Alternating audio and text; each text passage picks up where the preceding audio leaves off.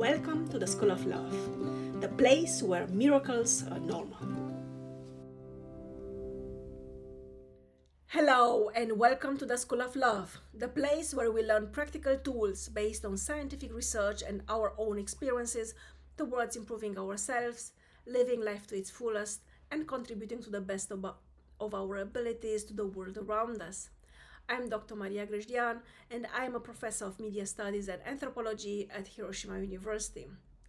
In my free time, I'm doing my best to guide you in building up a life of contentment, joy, and fulfillment while applying lessons learned in school to overcome the difficulties, challenges, and insecurities of the real world. Today's video is part of a new series on the changing world order and its impact on regular citizens like you and me. I have been reading Ray Dalio's book, Principles for Dealing with the Changing World Order, published initially in November 2021, and it made me ponder on what it means for regular citizens like you and me that the entire world is undergoing dramatic changes which we cannot influence at all, but which are crucially impacting our own lives and the future. In today's video on the changing world order and its impact on regular citizens like you and me, I share my thoughts on family and the manner in which the concept and phenomenon of family is changing itself under the pressure on individuals to continuously challenge and reinvent themselves. Enormously long life expectancies, unimaginable less than 4 or 5 decades ago, bring with them particular questions and preoccupations which have a huge influence on family. So what precisely is happening, and what can we as individuals and as a collective do about it? This video explores these questions on a personal level. And now, first things first, that is the important disclaimers.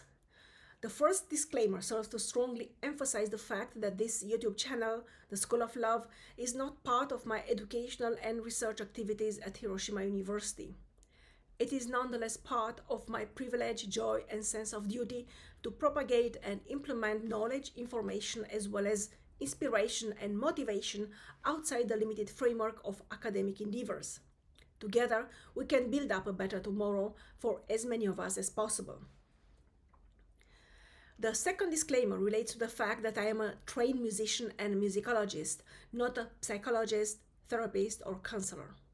The ideas I am sharing in my videos reflect my deep-going preoccupation with life, my own life and other people's lives, and express the results of my experiences, research, and for better or for worse, my failures, as well as my recovery from those failures, recovery which is still ongoing.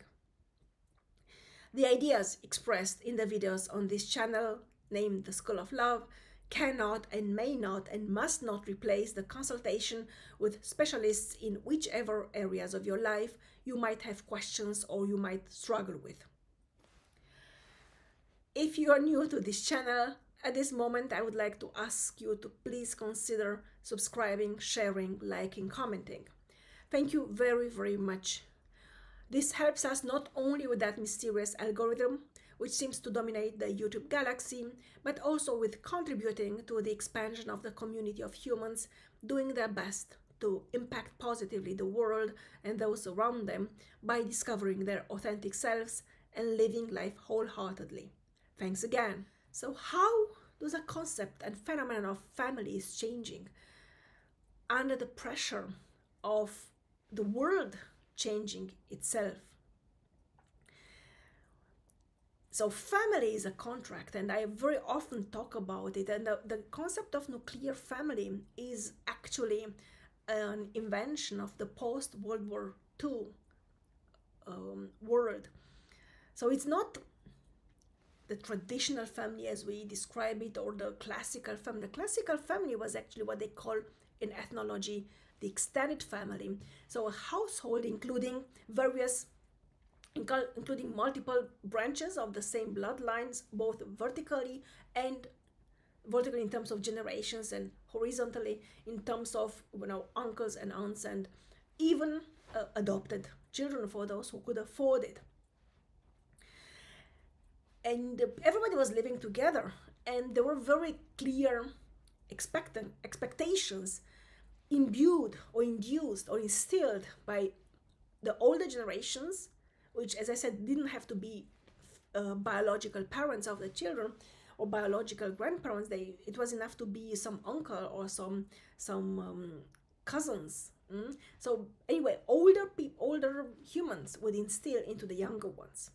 This is why also that many things didn't change. This is why, so when they talk about this acceleration of modernity and of innovation and of creativity, it is because of this very strong family bond which was present in traditional extended families has disappeared. And nowadays, because of nuclear family, yes, we still have toxic families, and because of these long life expectancies, if, like, for instance, in some Asian societies where several generations live together essentially on top of each other, but there are no extended branches. So there is a huge pressure on the younger generation essentially to fulfill the expectations of various generations above them, which actually doesn't allow them any freedom of doing whatever they feel like doing.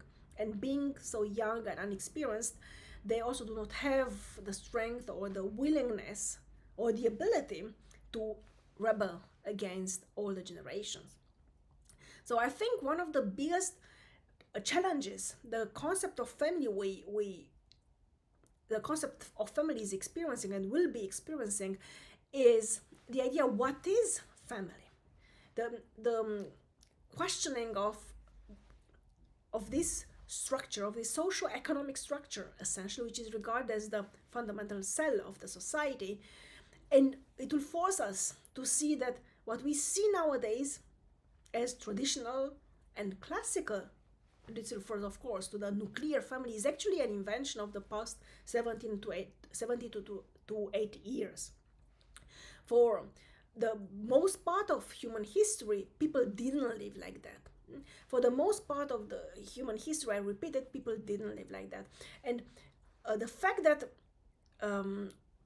we have so many, the fact that highly developed societies, so-called post-industrialized service-based societies, are increasingly aging and over-aging and rapidly aging, will force us to reconsider the concept of family as a socio-economic unit, and refocus towards a more individualist approach, which allows younger generations to move away from their core belonging structure, which is family, however we might still describe it, and then to pursue a life for their own as soon as this becomes possible, without actually relying so much on their families of origin. Now, we also know the concept I was just reminded it a couple of days ago. It takes a village to raise a child, and this is a very healthy, I would say, very healthy alternative to the nuclear family. So nuclear family is, not my words, claustrophobic, both for men and for women, because it imposes specific behaviors and ways of life which are simply unhealthy. Not only me, but I am also a promoter of early socialization for children as early as 2 or 3. You don't have to leave them the entire day in the daycare. That's not the point. The point is that as soon as they become aware of themselves, this happens usually 1.5, 2 years, or when they're 1.5 or 2 years old, they to be brought into contact with children, with peers, with children of the same age, plus minus a couple of months, because at that age even weeks or days are very important and create a difference, and to allow them to socialize with peers.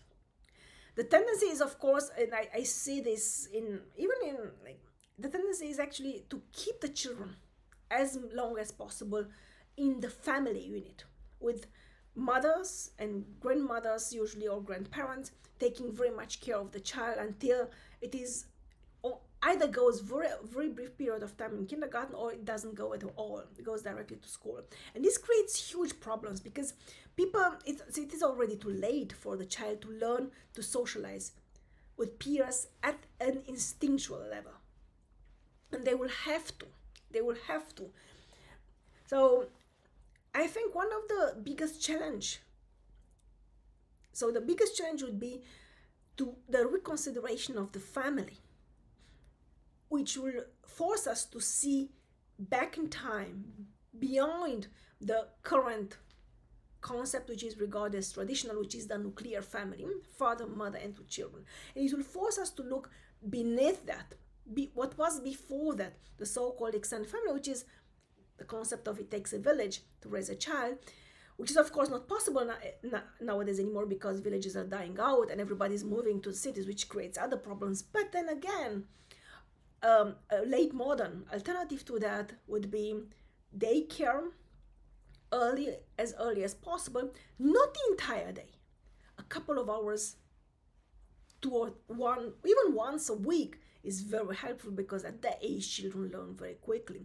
They learn to interact with others, which is a very different interaction than with parents or authority figures, which they know by then that it is there in case of healthy interaction to fulfill my needs. And they are there unconditionally for me. It doesn't happen with peers. With peers, you have to negotiate, you have to find compromises, you have to at times submit to what they say or impose your own will. The sooner children learn this, the healthier relationships they will have later on. As I said, this doesn't mean to let the child, those who want and can do this, whatever, and they choose to do so, is perfectly fine. But the idea is to socialize the child as soon as possible, a couple of hours a week, a couple of hours, 2 weeks. It is really about allowing the child to learn as early as possible the necessity to interact with peers and the necessity to interact with them organically, without the intervention, without the arbitration of a grown-up. So thank you for listening. Thank you for joining. I hope I can deliver some light into this very complicated phenomenon, which is family, and family in changing times becomes even more complex. Thank you for listening, and I'm looking forward to welcoming you very soon again. Love and peace to you all.